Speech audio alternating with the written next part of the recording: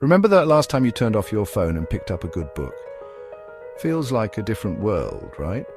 In a world dominated by screens, physical books are making a surprising comeback. Why? Because it's about the experience.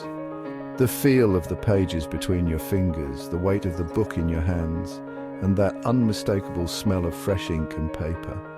It's something digital just can't replicate. More and more people are turning to books to disconnect, slow down, and truly immerse themselves. It's not just about reading a story, it's about savoring each moment, each page. So next time you need a break from the digital noise, grab a book, lose yourself in its world, and rediscover the joy of reading. Because sometimes the best way to connect is to disconnect. Physical books, they're not just stories, they're experiences, and they're here to stay.